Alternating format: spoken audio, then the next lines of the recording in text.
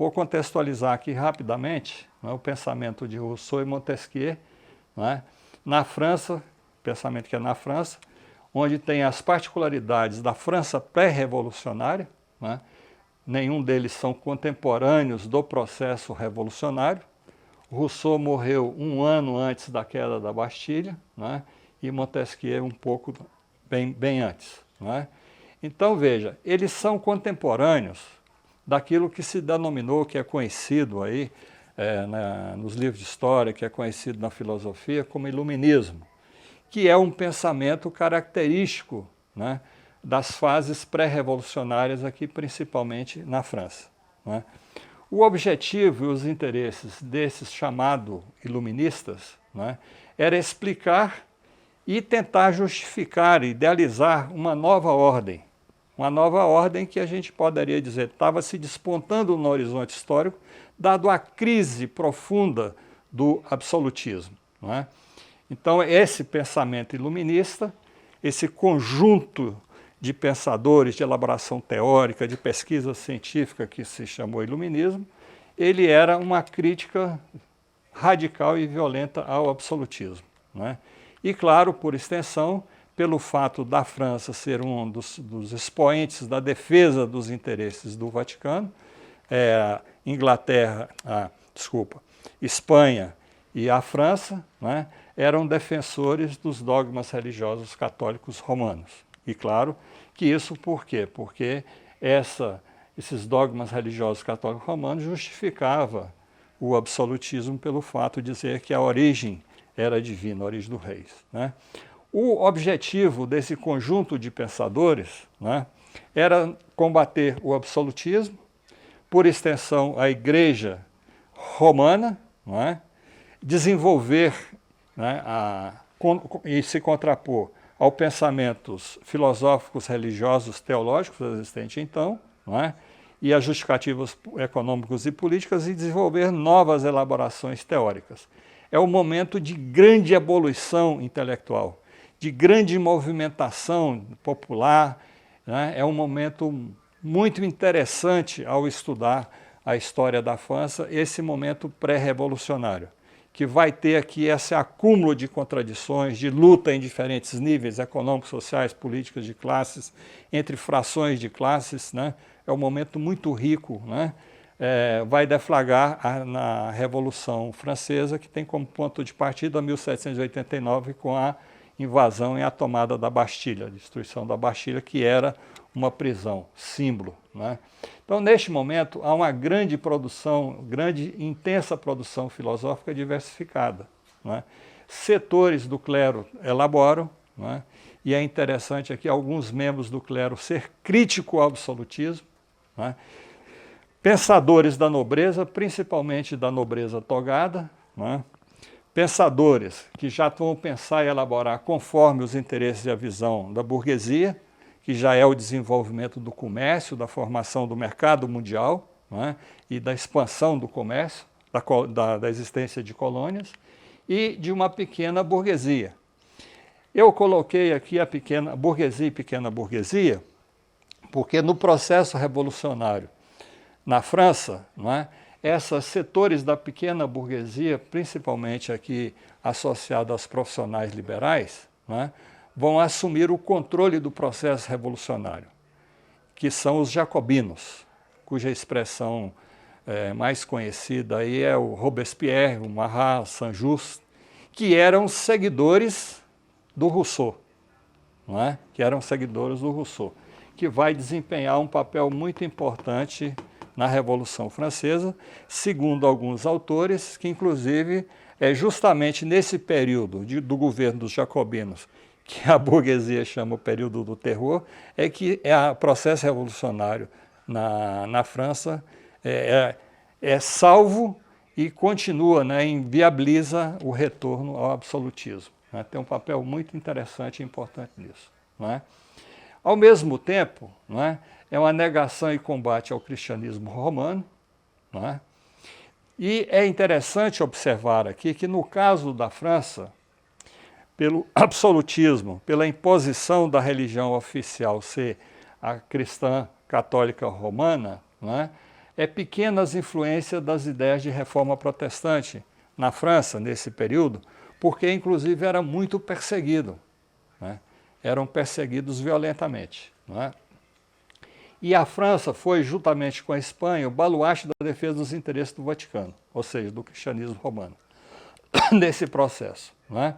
As relações sociais de produção, há uma concentração intensa da riqueza, a nobreza aristocrática ligada ao poder absolutista, ela recebe uma série de benesses, não é? Ela acumula fortunas que passam a se contrapor aos interesses do monarca, não é?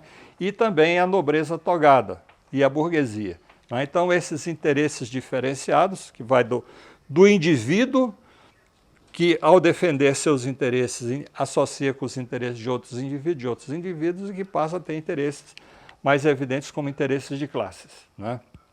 Então, no outro extremo, né, das relações sociais de produção, no outro extremo da sociedade, há uma grande pobreza rural e urbana, né?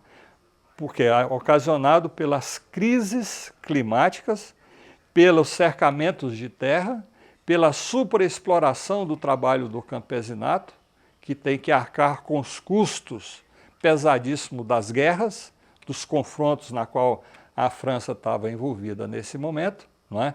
E aqui é interessante observar que o momento da crise econômico-financeira do absolutismo na França foi justamente o apoio e o financiamento da guerra de independência das 13 colônias, que é a independência contra a Inglaterra, que era considerado o inimigo primordial, ou número 1, não é? Da França.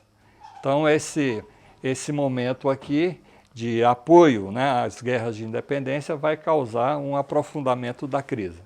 E quem vai arcar com isso, né, é justamente os setores ligados ao trabalho rural e aqueles assalariados, os artesãos, o artesanato urbano, né? E tem em formação aqui, né, aqui advindo disso, a classe média, né, em formação que ainda é pequena.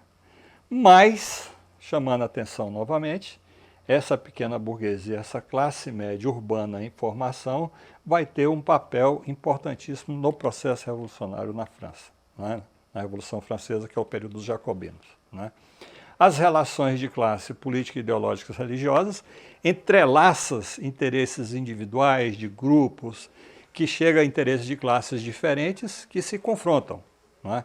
Então, dentro de uma mesma classe, por exemplo, dentro da nobreza, nós vamos observar que há uma intensidade de conflitos e de lutas, não é? Que inclusive, esqueci o nome do personagem agora, que era primo do rei Luís XVI, que foi condenado a ser decapitado pela guilhotina, né? E ele era membro do parlamento, ele votou para decapitar o seu primo, que era rei, né? Para vocês perceberem aqui a intensidade das contradições de interesses que, no fundamental, se somam na construção teórica como interesses de classes, né? Pela existência de classes, frações de classes e a diferenciação existente entre cada classe, né? E claro que aí é o elemento ideológico e religioso também, como componente desse processo, né? As ideias principais aqui, rapidamente, né, nesse chamado iluminismo, que não é um conjunto de ideias unificadas, uniformes, eles são diferenciados, né? São as ideias não materialistas, aqui no sentido aqui Montesquieu e Voltaire, né? Contratualistas, que é Rousseau, inclusive aqui eu ressaltaria que Rousseau, mesmo sendo contemporâneo desse período chamado iluminista, ele não é considerado iluminista, eu vou explicar por quê, né? Ele é considerado um pré-romântico, mas ele convive nesse período chamado de iluminismo, né? Pensamentos advindo de pesquisas, estudos científicos sobre a natureza principalmente, que vai gerar os pensadores materialistas, que é o materialismo mecanicista, que um dos destaques entre eles é de Diderot, que foi o organizador da famosa enciclopédia, né? Fontenelle, Buffon, e tem uma série de outros, né, que eu não vou me deter, só chamar a atenção para vocês que esse chamado iluminismo é um conjunto de ideias diferenciadas, não é? Que às vezes até antagônicas entre si. Não é? E aqui é importante, aqui volta a questão dos direitos naturais. Não é? Aqui no caso da França, vai surgir essa ideia dos direitos naturais, mas não na visão cristã, vai elaborar uma nova compreensão, não é? Que é baseado numa visão das religiões da natureza, no chamado deísmo, deístas. Não é? E, inclusive, é muito interessante algumas comemorações da Revolução, logo no início, né? As festas, as representações de Deus ligado à natureza, o calendário da natureza. Não é? Tanto que, por exemplo, Robespierre, que era um russoniano de carteirinha, fanático seguidor de Rousseau, não é? Era um deísta. E ele fazia toda uma encenação, inclusive chegaram a mudar, nessa fase dos jacobinos, a mudar o calendário francês, não é? Conforme o quê? Conforme as estações do ano, não é? Dado ao combate às ideias cristãs, vai desenvolver ideias deístas. Né? E claro, aí nessa tradição, o homem como centro do pensamento e das ações. E passa a desenvolver e ser estimulado um conhecimento experimental e o científico. Né?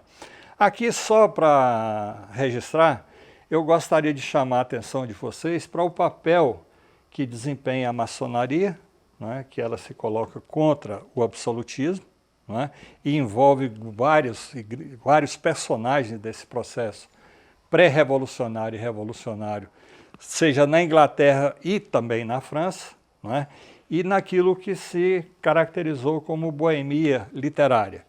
Boemia literária são aqueles membros das classes médias, profissionais liberais, que escreviam romances, folhetins, não é? Do chamado submundo, não é? Diria assim, das traições, do corneamento entre a nobreza, de traições, ou seja, aquela literatura dedicada a uma desmoralização dos seus personagens. E é interessante que esse tipo de literatura, caracterizada como boemia literária, ela tem uma grande profusão na França, principalmente nas grandes cidades, principalmente em Paris. E, em geral, elas são voltadas para desmoralizar membros da alta nobreza e da burguesia togada. Não é?